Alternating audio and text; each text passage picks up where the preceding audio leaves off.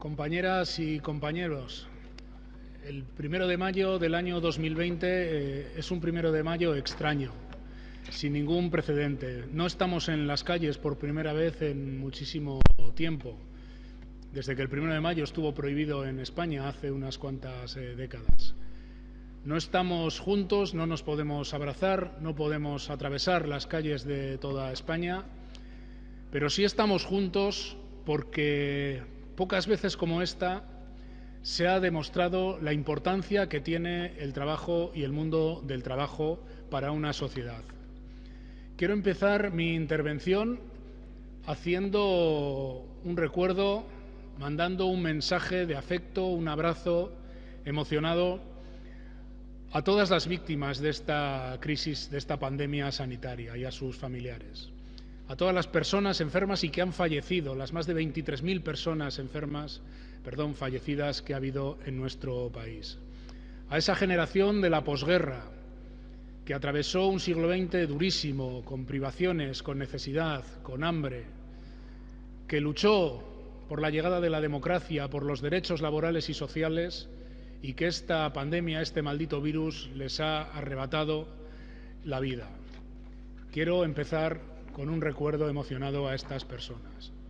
En segundo lugar, quiero poner en valor el papel de los servicios públicos en una sociedad y el papel del personal sanitario en una sociedad.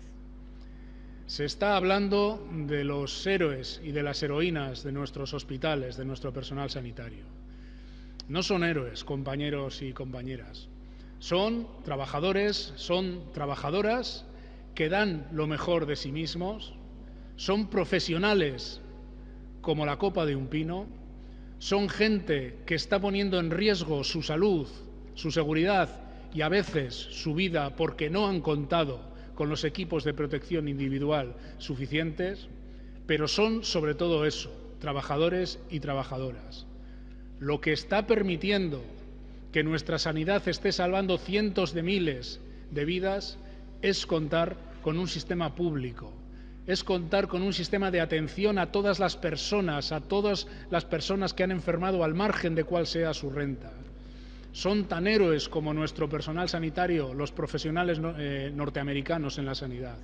Pero la diferencia es que aquí una persona que enferma no tiene que preocuparse por la cuantía de su cuenta corriente, de si puede pagar o no un tratamiento, sino que tiene un sistema público que le protege y que le permite preocuparse solo de la recuperación. Por tanto, el valor de los servicios públicos es un mensaje que hay que poner de manifiesto en este momento y un reconocimiento a todo el personal sanitario, tanto del sector público como del resto de sectores.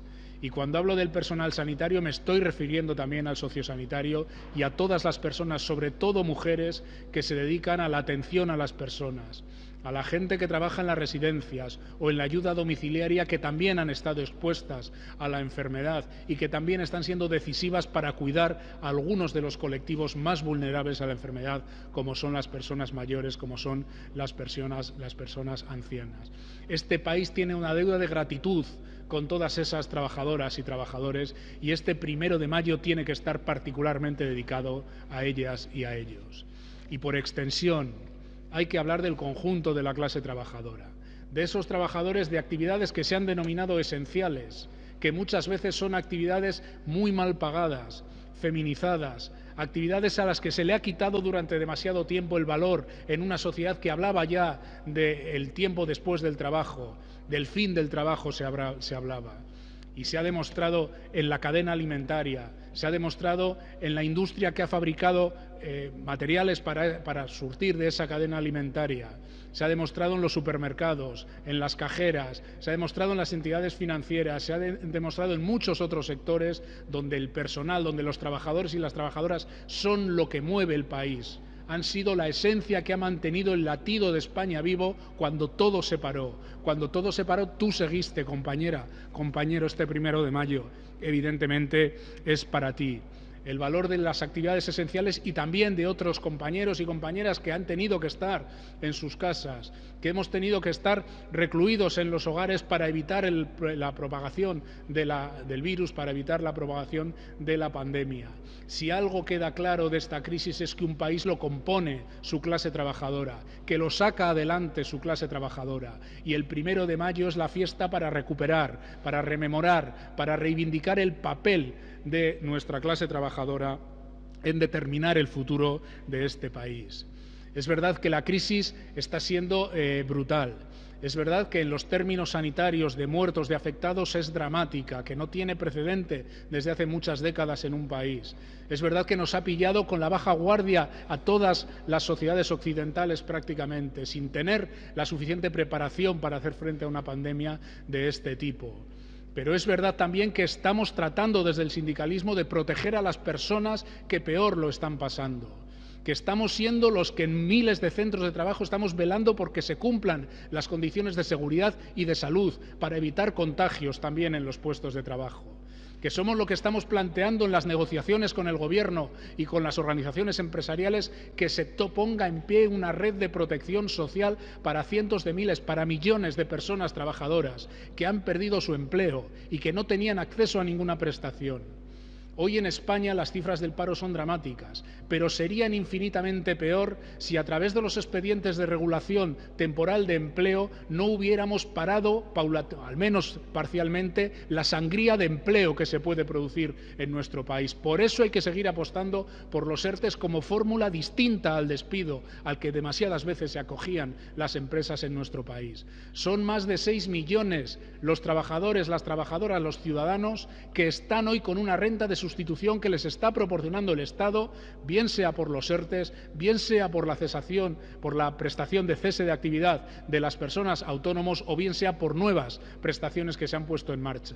Y pese a haber 6 millones de personas que están percibiendo algún tipo de renta, hay muchas otras, hay cientos de miles, hay más de 1 millón de personas y de hogares que no tienen ningún recurso ahora mismo y que además no tienen la posibilidad de encontrar un empleo. Hay que completar esa red de protección mediante un ingreso mínimo vital, mediante una renta de emergencia para hacer frente a un drama, que es que hay gente que no tiene nada ahora mismo y que tiene necesidades básicas que cubrir.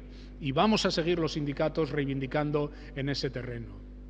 Hay que recuperar la actividad económica partiendo de que lo más importante es garantizar la seguridad y la salud, y que las autoridades sanitarias tienen que marcar el paso, pero hay que ir a un proceso de recuperación de la actividad económica y de recuperación de los empleos. Se van a ir abriendo paulatinamente las actividades, los distintos sectores. Hay que tratar de hacerlo intentando que no se destruya empleo y que no se destruyan empresas. Hay que seguir metiendo liquidez en las empresas para que no desaparezcan, para que puedan financiarse sin ningún coste y evitar la desaparición, sobre todo de las pequeñas empresas y, por tanto, de cientos de miles de millones de puestos de trabajo. Y en eso también estamos emplazados las organizaciones sindicales. Pero, compañeras y compañeros, hay que ir pensando en el día después. El día después requiere de un enorme esfuerzo de inversión y de movilización de recursos públicos para poder recuperar la actividad económica y los empleos. Hace falta que el sector público impulse la economía en un primer momento para recuperar la actividad económica y los empleos. Y necesitamos que Europa esté a la altura de las circunstancias. Compañeras y compañeros, pase lo que pase, este año la situación económica de España va a estar muy deteriorada y no puede volver a salirse de la crisis por la vía que se hizo en el año 2010, 2011 y 2012. Hay que buscar una salida de la crisis distinta y el papel de Europa es fundamental. Hay que proteger a los Estados de los ataques especulativos sobre la deuda pública. Hay que preparar un plan de inversiones millonario de dimensión europea que tiene que tener más de 1,5 billones de euros para volver a recuperar la actividad económica y los empleos. Para eso necesitamos a la Unión Europea. Europa no puede ser un banco de países, sino que tiene que ser un país de países y, sobre todo, al servicio de la clase trabajadora de España y del resto de los países. Ese plan de reactivación que tiene que suponer, como digo, recuperar cuanto antes los niveles de empleo. Hay que recuperar el valor de las políticas industriales e ir pensando en que esto que ha ocurrido puede volver a ocurrir. No puede ser que un país como España, que la cuarta economía del euro, como es España, vuelva a tener un problema de suministros básicos, que no tengamos respiradores o que no tengamos equipos de protección individual y haya que pedirlas a otros países del sudeste asiático, por ejemplo, en un momento en el que se han encarecido porque ha habido pirateo en el comercio internacional. Necesitamos una industria propia que genere estos suministros básicos y si hace falta intervenir, si hace falta nacionalizar una parte del tejido productivo, habrá que hacerlo como lo van a hacer otros países. Está hablando Alemania, está hablando Italia o está hablando Francia de la nacionalización de algunas empresas estratégicas. ¿Por qué no tiene que abordar este debate España? Tenemos que abordar el debate de la publificación de los servicios de atención a las personas dependientes si después de hacer una auditoría se demuestra que no han estado a la altura de las circunstancias. No se puede repetir los miles de muertos en las residencias como ha tenido este país. Y todo esto requiere un cambio en el concepto de cómo se articula la sociedad. Todo esto requiere un cambio de cómo se financian todas estas políticas. No puede ser que en un momento en el que se pide al Estado que pague los salarios, que pague las cotizaciones sociales, que prepare un plan de inversión pública, que pague los impuestos, que pague los aplazamientos de impuestos a las empresas, no se puede decir eso y a la vez decir que hay que bajar todos los impuestos en el medio o en el largo plazo en España. Hace falta reformular la política fiscal en nuestro país. Y para afrontar todo esto necesitamos, claro que necesitamos un gran pacto de Estado. Un gran pacto de Estado que tendría que ser político, que tendría que ser social y que tendría que ser interinstitucional, porque todas estas políticas afectan a todas las instituciones, pero sobre todo porque afectan a toda la ciudadanía y necesitamos que los partidos y las instituciones estén a la altura de lo que está demandando la clase trabajadora de este país. Por eso es fundamental que haya un pacto de Estado en ese terreno. Un pacto de Estado donde los sindicatos vamos a hacer una propuesta sobre los servicios públicos, una propuesta sobre la política industrial, una propuesta sobre la política de renta, sobre la fiscalidad. Son medidas que España tiene que abordar en los próximos meses y emplazamos a todos los partidos, a todas las instituciones a estar, y también a las organizaciones empresariales, para estar a la altura de las circunstancias. Y si algo ha quedado claro en estos meses, en estas dramáticas semanas que hemos atravesado, es el valor de lo colectivo, el valor de lo común. Han sido muchos años de lluvia fina de la idea neoliberal de que el mundo es individual, de que el mundo es individualista, de que los intereses de cada persona no tienen nada que ver con los intereses de la persona de al lado. Y esto no es verdad. Nos salva que somos comunidad, nos salva que somos clase obrera, nos salva que tenemos intereses comunes, nos salva que tenemos servicios públicos, nos salva que ponemos en relación nuestros intereses para dotarnos de sindicatos, de instituciones, de políticas públicas y de servicios públicos. Es un momento para reivindicar también, sí, el papel de las organizaciones sindicales. Organizaciones sindicales que hemos tenido que estar sin poder estar físicamente en los centros de trabajo, velando porque se cumplieran las condiciones de los ERTEs, mejorando las prestaciones a los desempleados, que hemos tenido que estar asesorando sobre si se daban o no las condiciones de seguridad para recuperar la actividad en centros de trabajo, a veces grandes y visuales y otras muy pequeñitos, pequeños talleres donde nadie sabía nada de prevención de riesgos laborales. Y ahí hemos estado las y los sindicalistas dando el callo con la gente, al lado de la gente, que es donde hemos estado toda la vida. Por tanto, hay que reivindicar el papel de lo colectivo y el papel de lo común en un momento muy dramático todavía, muy importante. Queda mucho por hacer, pero este país va a salir adelante, lo vamos a sacar adelante sus trabajadores y sus trabajadoras. Y en ese empeño podéis contar con las organizaciones sindicales, podéis contar con las comisiones obreras para sacar esto adelante. Pase lo que pase, ahí vamos a estar. ¡Viva el 1 de mayo! ¡Viva la clase trabajadora!